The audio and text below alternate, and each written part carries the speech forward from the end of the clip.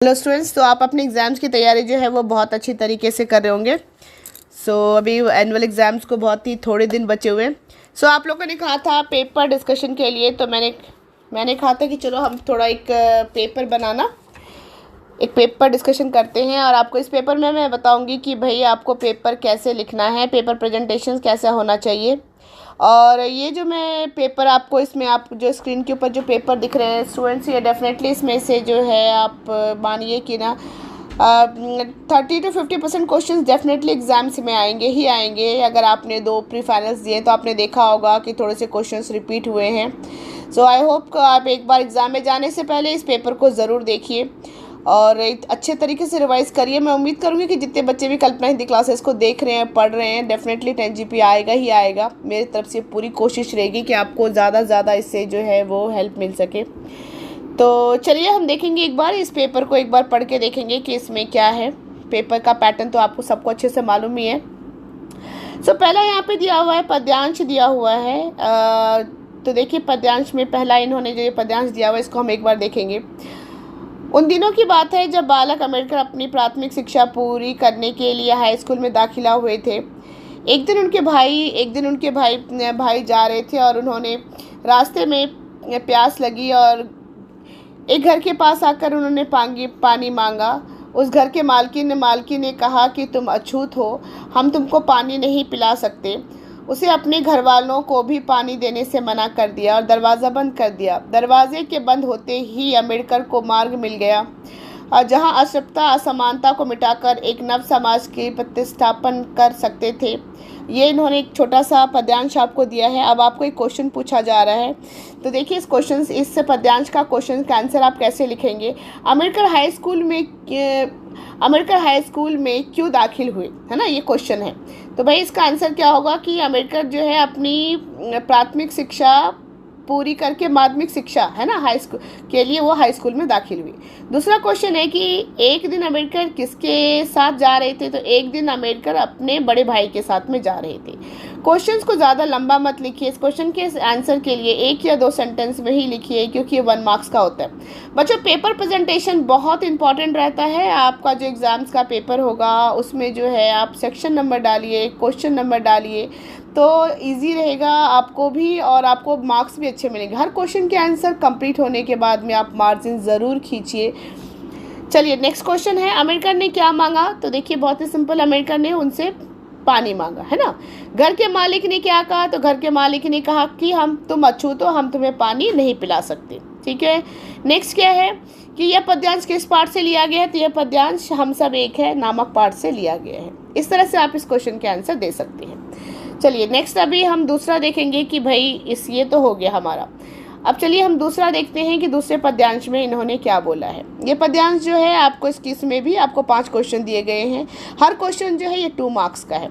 देखिए पहले हम एक बार पद्यांश को पढ़ लेंगे। अभी एग्ज़ाम लिखने से, आप क्वेश्चन के आंसर लिखने से पहले उस एक बार पद्यांश को ज़रूर पढ़ लीजिए और अपने हाथ में पेंसिल रखिए। पेन से टिक मत करिए, मैंने पेन से किया मगर आप मत करिए। आप हाथ में पेंसिल रखिए और उसके बाद जो है आप पेंसिल से टिक मार्क करिए। चलिए हम एक बार पद्यांश को पढ़कर देखेंगे।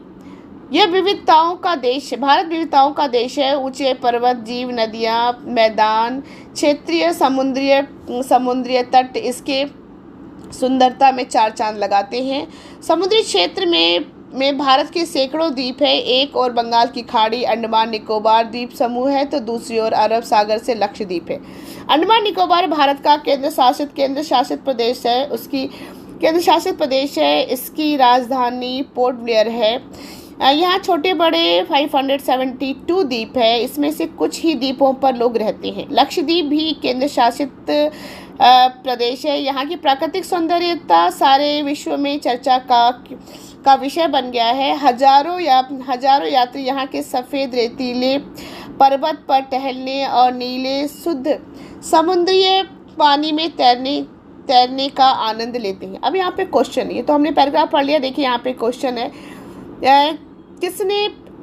किन से भारत की सुंदरता बढ़ती है। भाई भारत की सुंदरता किन से बढ़ती है, तो यहाँ पे हम लिख लेंगे कि भारत की सुंदरता जो है ऊंचे पर्वत, है ना, जीव, नदी, नाले, समुद्र, मैदानी क्षेत्र, समुद्री तट से जो है भारत की सुंदरता बढ़ती है। दूसरा है अंडमान निकोबार द्वीप समूह कहाँ है, तो हम यहाँ पे लिख सकते हैं कि यहाँ पे देखिए, यहाँ पे इन्होंने दिया हुआ है कि समुद्री क्षेत्रों पर सैकड़ों द्वीप है, एक और बंगाल की खाड़ी में अंडमान निकोबार द्वीप समूह है। ठीक है, नेक्स्ट क्वेश्चन है कि भारत की सुंदरता चर्चा का विषय बनी हुई, कहाँ की सुंदरता, तो भाई लक्षद्वीप की सुंदरता, बस एक ही वर्ड हमने यहाँ पे लिखना है। हजारों यात्री लक्षद्वीप क्यों आते हैं, भाई हजारों यात्री क्यों आते हैं लक्षद्वीप, तो यहाँ पे दिया हुआ है हजारों यात्री जो है सफ़ेद रेतीले तट पर टहलने और नीले शुद्ध समुद्री पानी में तैरने का आनंद लेने के लिए हजारों यात्री लक्षद्वीप आते हैं। इस तरह से आप दे सकते हैं। फिर क्वेश्चन नंबर 1 जो हमसे छूट गया, तो ये देखिए, गद्यांश में किन केंद्रीय शासित प्रदेशों का नाम है, भाई कौन सी केंद्र शासित प्रदेश है गद्यांश के अंदर, तो यहाँ पे इन्होंने दिया हुआ है कि अंडमान निकोबार भारत का केंद्र शासित प्रदेश है। इस तरह से आप इस क्वेश्चन का आंसर दे सकते हैं। तो ये तो हमारा अपठित था। दूसरा अगर हम देखेंगे तो दूसरा जो है हमारा जो है वो पठित पद्यांश है, चूँकि आपको इससे पता चल रहा है कि माँ मुझे आने दो लेसन का है ये। तो देखिए, पोंछ दूंगी अंधेरा जो तेरे माथों के सिलवटों में सिमटा है, कभी कभी झर जाता है ओसों की बूंद सा, आँखों की कोरों से आने दे धुल जाएगा सारा रुखीला एहसास, अड़ियल मिजाज जो चिपका है घर की सारी दीवारों पर, बंद दरवाजे खिड़कियों में, तेरी आँखों में मैंने तैरते समुंदर के अश्क में देख लिया है ना। तो ये लेसन से ही हमें पता चल रहा है कि ये जो है पूछ रहा है माँ मुझे आने दो। तो यहाँ पे इन्होंने लिखा है कि माथे की सिलवटों में क्या है, तो भाई माथे की सिलवटों, यानी कि अगर ये पद्यांश जो है आपको आपका पठित पद्यांश है बच्चों, तो जो पठित पद्यांश होता है ना उसको, चूँकि वो हमको पढ़ा हुआ ही रहता है, हमारे टेक्स्ट बुक के अंदर से ही वो लोग पूछते हैं। तो माँ की मतलब कि माथे की सिलवटों पे क्या है, तो देखो यहाँ पे इन्होंने साफ साफ लिखा हुआ है। पोएम में हम लाइन में जाएंगे कि माथे की सिलवटों पे कभी कभी झर जाता है ना, माथे की सिलवटों में क्या है, तो सिलवटें है ना माथों पे, माथों में क्या है, सिलवटें हैं। आँखों की कोरों से क्या झर जाता है, तो भाई आँखों की कोरों से वो सब बूंदे, यानी कि आँखों से जो है आंसू की बूंदें झर जाती है, आंसू जो है वो निकल जाता है। अड़ियल मिजाज कहाँ चिपका हुआ है, तो भाई अड़ियल मिजाज जो है वो घर के दरवाजे, अड़ियल मिजाज चिपका है घर की सारी दरवाजे और खिड़कियों पर। तो कहाँ पे चिपका हुआ है, घर की सारी दीवारों और खिड़कियों पर।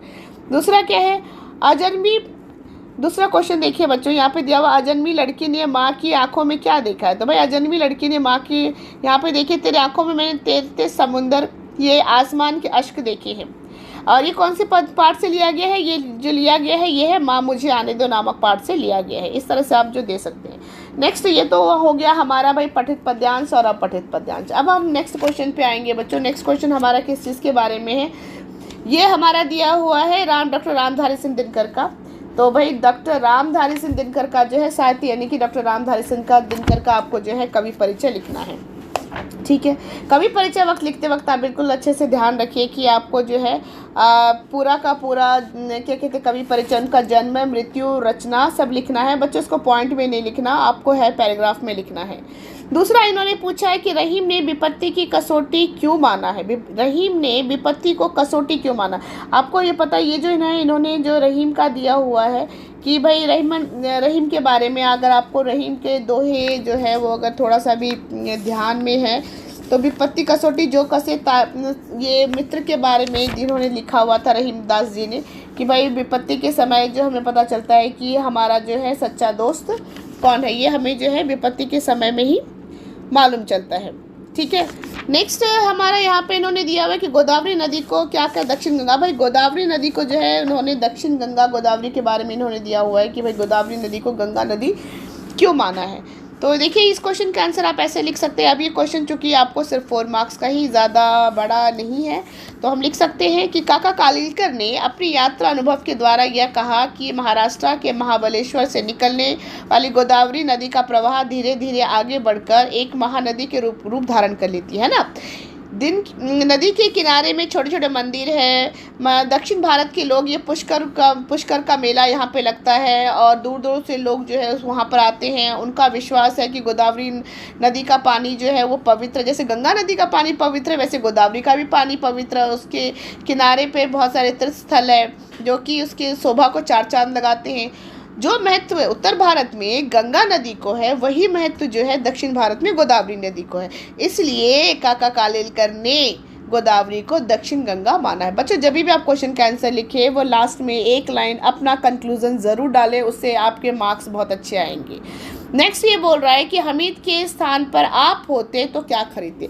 भाई हमीद के स्थान पर मैं होता तो मैं भी क्या करता, अपनी दादी के लिए कोशिश करिए कि जो क्वेश्चन में आपको जो लेसन में दिया हुआ उसी से रिलेटेड लिखिए, क्योंकि हम अपने शब्दों में भी लिख सकते हैं, ऐसी बात नहीं है। मगर होता क्या है बच्चों की उसमें क्या होता है कि कई बार हम जो है क्वेश्चन में जो पूछा जा रहा है उसका सही तरीके से आंसर नहीं दे पाते हैं। तो हम यहाँ पे यही लिखेंगे कि हमीद के स्थान पर मैं होता तो मैं भी अपनी दादी के लिए चिमटा ही खरीदता। अब यहाँ पे दूसरा पार्ट कि क्यों, तो उसके लिए हम लिखेंगे यदि हमीद के स्थान पर मैं होता तो मैं भी ऐसा ही करता।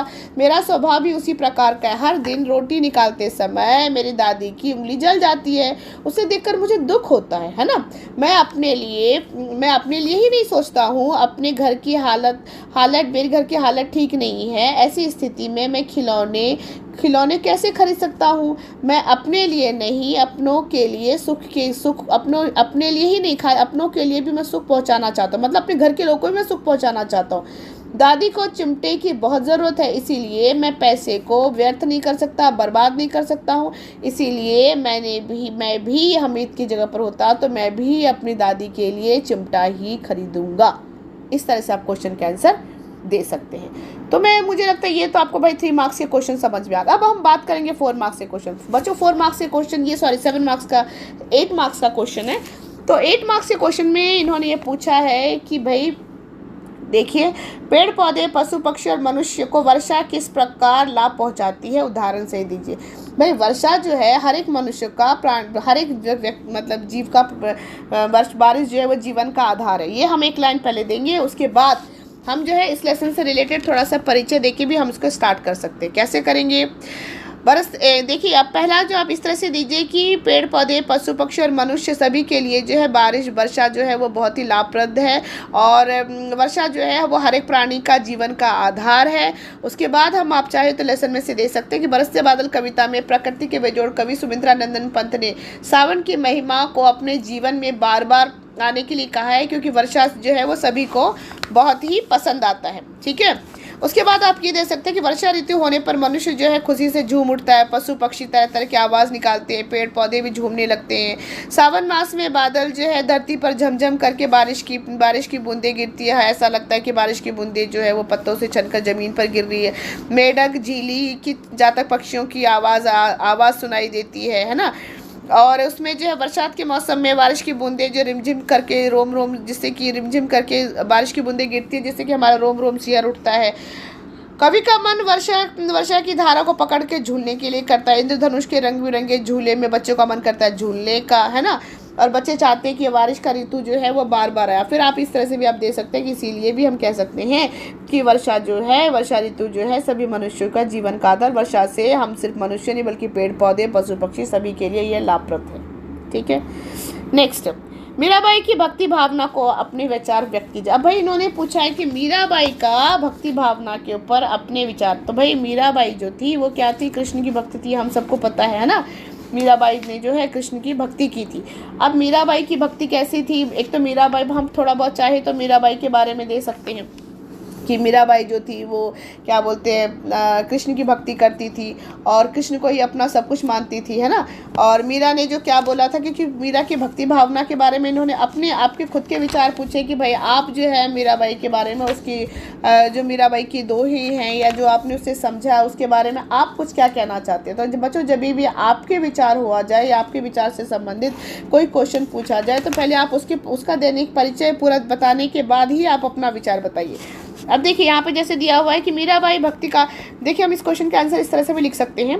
मीराबाई भक्ति काल में कृष्ण उपासक कवियों के प्रसिद्ध कवित्री थी। उनकी अपनी भक्ति माधुर्य भक्ति थी। बचपन से ही श्री कृष्ण की आराधना पति के रूप में करती थी। इनकी रचना मीराबाई पदावली नामक से संग्रहित किया गया है। प्रस्तुत पद में मीराबाई के गुरु ने अपनी गुरु की महिमा किया। भाई मीराबाई के गुरु कौन थे? रैदास थे। चाहे तो आप 1-2 लाइन इसमें ऐड कर सकते हैं।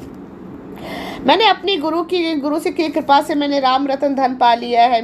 मेरे सदगुरु ने मुझे भक्ति रूपी अमूल वस्तु दे दिया है, जिससे मैंने जन्म जन्म की पूंजी पाली है। इसके पाने से संसार में मैंने सब कुछ खो दिया है। प्रभु भक्ति ऐसी पूंजी है जिसे ना तो कोई चोर चुरा सकता है।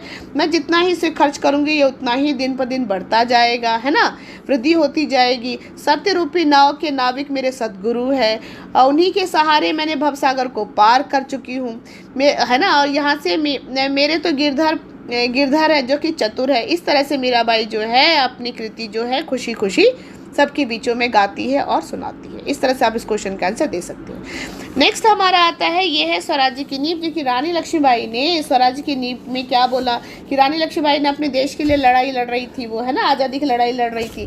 तो उसने क्या, रानीबाई ने क्या कहा था, भाई हमें आज़ादी मिले या ना मिले लेकिन हम जो है आज़ादी के लिए मतलब उसका नींव का पत्थर तो बन ही सकते हैं। तो ये भी क्वेश्चन जो है चूँकि 8 मार्क्स का क्वेश्चन है, तो आप जो है इसके बारे में रानी लक्ष्मीबाई के बारे में इस क्वेश्चन को आंसर देने से पहले आप थोड़ा 1 या 2 लाइन बहुत अच्छी तरीके से दे सकते हैं कि खूब लड़ी मर्दानी, वो तो झांसी वाली रानी थी, और क्या कहते हैं, नारी हमेशा अबला ही नहीं होती, सबला भी होती। इस तरह से आप 1 या 2 लाइन देने के बाद में जो है आप रानी लक्ष्मीबाई के बारे में दे सकते हैं। तो उसके अलावा चलिए अगर आप जानना चाहते हो, मैं एक बार इसको थोड़ा सा विस्तार में एक बार इस क्वेश्चन का आंसर भी मैं आपको दे दूं। स्वराज की नींव नामक शीर्षक जो है वो स्वराज्य प्राप्ति से संबंधित है ना, मतलब स्वराज्य की नींव यानी कि स्वराज्य के बारे में ही इन्होंने पूरा का पूरा दिया हुआ है।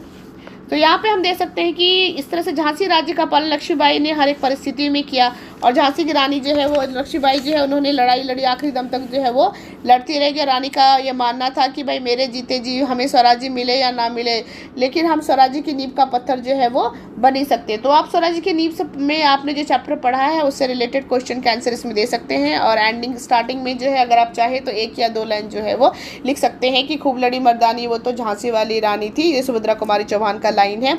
और ये भी दे सकते हैं कि नारी हमेशा अबलाई नहीं सबलाई भी होती है, मजबूत होती है, जिस तरह से रानी लक्ष्मीबाई ने अपने देश की रक्षा के लिए बार बार लड़ती रही और लड़ते लड़ते वो वीरगति को प्राप्त हुई। रानी का ये मानना था कि हमें जो है रानी के जीते जी मतलब कि स्वराज की प्राप्ति होती है या नहीं होती, स्वराज्य मिलता है या नहीं मिलता, लेकिन स्वराज्य के लिए नींव का पत्थर बनना ये तो हमारे हाथ में है। तो इस तरह से भी आप जो है इसका दे सकते हैं। नेक्स्ट इन्होंने बोला कि अब्दुल कलाम के साक्षात्कार में किन विषयों पर प्रकाश डाला गया। बच्चों, साक्षात्कार में उन्होंने जो बच्चों ने अब्दुल कलाम से साक्षात्कार लिया था उसमें अब्दुल कलाम ने कौन कौन सी चीज़ों के बारे में, कौन कौन से बच्चों ने क्या क्या क्वेश्चन पूछा था। तो बच्चों इसके 4 पॉइंट्स आप बना लीजिए, उसके बाद आप इसको डिटेल्स में आराम से लिख सकते हैं। तो बच्चों ने पहला था भ्रष्टाचार के बारे में पूछा था कि भाई देश के भ्रष्टाचार को कैसे ख़त्म किया जा सके। फिर बाल मजदूरी के बारे में पूछा था कि भाई हमारे देश में जो है बाल मजदूरी को कैसे ख़त्म कर सकते हैं। तीसरा बच्चों ने पूछा था नशाखोरी के बारे में कि माता पिता जो लोग नशा करते हैं उसके बारे में। उसके बाद उन्होंने पूछा था कि हमारे देश में जो है क्या कहते हैं अशिक्षा के बारे में, जो हमारे देश के मतलब कि साक्षरता के बारे में, उसको कैसे ख़त्म किया जा सकता है। और लास्ट क्वेश्चन बच्चों ने ये पूछा था कि हर एक बच्चों को जो है उसके जीवन में सबसे ज़रूरी चीज़ें क्या है। लोग तो बहुत सारी बताते हैं, अनुशासन होना चाहिए, पढ़ाई करना चाहिए, लेकिन सबसे अहम चीज़ जो है वो बच्चों के लिए क्या आवश्यक है। ये पॉइंट्स बना के हर एक पॉइंट्स के डिटेल्स जो है आप 3 या 4 लाइन में दे सकते हैं। नेक्स्ट अब हम नीचे क्वेश्चन पे आएंगे। अब आपको ये क्वेश्चन, नेक्स्ट क्वेश्चन आपको जो है विधा में से पूछा जा रहा है। तो अब एक बार इसमें देखिए, ये बोल रहा है कि अपने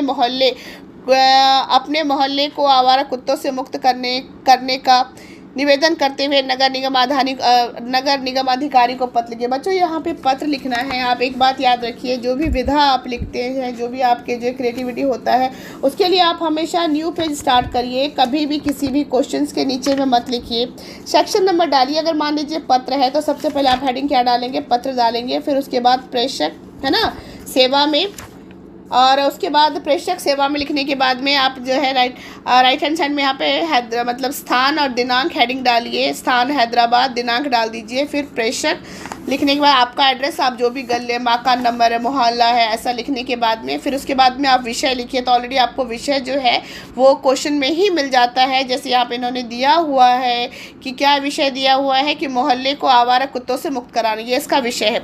उसके बाद सेवा में लिखने के बाद में किसको लेटर लिखना है, हमने लेटर लिखना है निगम अधिकारी को। तो फिर निगम अधिकारी का पता लिखने के बाद में, माननीय महोदय आपसे निवेदन है कि हमारे मोहल्ले में आवारा कुत्तों से जो है बहुत हमें परेशानी हो रही है, लोगों को, बच्चों को परेशानी हो रही है इससे, उसके लिए जो है आप इनको हटाने की तुरंत से जो है वो प्रबंध करिए, या हमारे प्रबंध करिए जल्दी से जल्दी। फिर आखिरी में आप ये लिख सकते हैं कि मैं उम्मीद करता हूँ या मुझे आशा है कि आप हमारे इस समस्या को जल्दी से जल्दी समाधान ढूंढने की कोशिश करेंगे। ठीक है, धन्यवाद लिखिए। उसके बाद आखिरी में भव दिए। इस तरह से आप कर सकते हैं। नहीं, आप अगर दूसरा क्वेश्चन करना चाहते हैं पेड़ों का महत्व, तो आप यहाँ पर पहले ऊपर सबसे पहले आप पोस्टर लिखिए। पोस्टर लिखने के बाद में बच्चों ये देखिए कि पोस्टर में ये किस चीज़ के बारे में पूछ रहे हैं। पोस्टर में इन्होंने पूछा है कि पेड़ों के महत्व के बारे में। तो भाई आप पेड़ों के महत्व के बारे में पिक्चर बनाइए और फिर उसके बाद जो है पेड़ों का महत्व। अगर आपको कुछ नहीं आ रहा है समझ में एग्जाम्स के टाइम में, भाई अभी मुझे जो है बहुत कुछ नहीं आ रहा, तो आप 1 या 2 जो है नारे इसमें लिख सकते हैं। इस तरह से जो है आप इस पेपर को आप करिए। ये है आपका ए पार्ट। तो चलिए अब हम एक बार जो है इस पेपर का देखेंगे बी पार्ट में जो है ये क्या क्वेश्चंस पूछ रहे हैं। ये तो ए पार्ट आपका कंप्लीट हो गया है और मुझे उम्मीद है कि आप सबको एक जो भी ए पार्ट में क्वेश्चंस था या जो भी आपके डाउट्स थे, आई होप कि आपको समझ में आ गया होगा। तो चलिए अभी हम बी पार्ट इसका देखेंगे। देखिए, अच्छा बच्चों, बी पार्ट में कुछ गाइडलाइंस रहता है जो आपको एग्ज़ाम्स में फॉलो करने होते हैं। पहले बात ये कि आप पेन से कहीं भी आप पेपर के अंदर पेन से टिक मत करिए। आप जो है ब्रैकेट में ही लिखिए, ब्रैकेट के बाहर कुछ भी नहीं लिखना है। ओवर हैंड राइटिंग नहीं करिए। आप सोच समझ के ब्रैकेट में अल्फ़ाबेट में ए बी ऑप्शंस आपको लिखना है। ऐसा नहीं कि बी को सी बना दिया, ओवर हैंड राइटिंग नहीं करिए। बोर्ड में ओवर हैंड राइटिंग को मार्क्स नहीं मिलते हैं। कई बार उस जो अगर आपने कट करके ब्रैकेट को कट करके साइड में लिखते, कई बार टीचर्स उसको भी मार्क्स नहीं देते।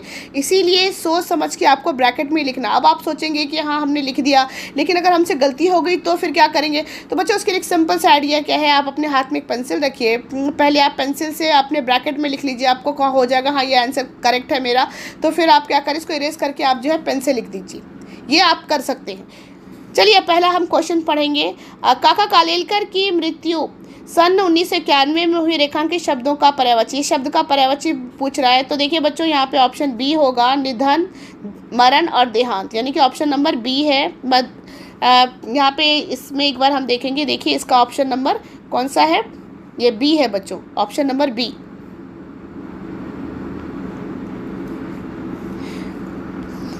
नेक्स्ट हमारा है कि प्रश्न पत्र का प्रथम प्रश्न बहुत ही सरल था। अब यहाँ पे विलोम शब्द पूछ रहा है, तो ये है प्रथम। प्रथम का बच्चों आंसर क्या होगा, अंतिम। देखिए ये होगा आंसर इसका, प्रथम का, एक मिनट, प्रथम का क्या होगा, अंतिम, ये ए ऑप्शन। ठीक है। नेक्स्ट है कि ऐसे सपूत पर भारत को गर्व है। सपूत, यहाँ पे उपसर्ग पूछ रहा है, तो यहाँ पे भी बच्चों ए ऑप्शन ही होगा। नेक्स्ट क्वेश्चन पूछ रहा है कि क्वेश्चन नंबर 4 देखिए, शिक्षा का अच्छे नागरिक है ना, शिक्षा का डैश अच्छे नागरिक, तो भाई क्या है, उद्देश्य। तो चलिए नेक्स्ट क्वेश्चन हम देखेंगे इसका।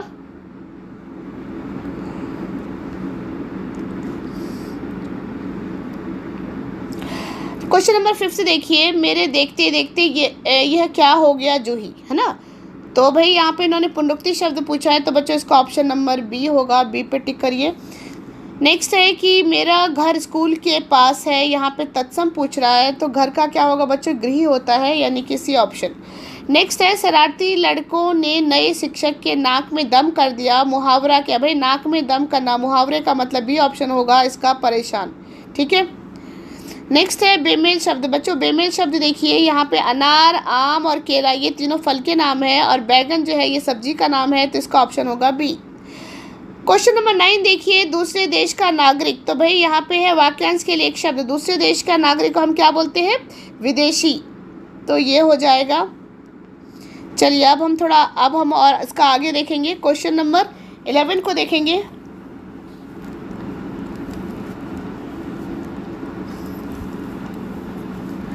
क्वेश्चन नंबर 9, हाँ question number 10, yes question number हम 10 देखेंगे कि क्वेश्चन नंबर 10 में ये क्या पूछ रहा है। चलिए क्वेश्चन नंबर 10 देखते हैं।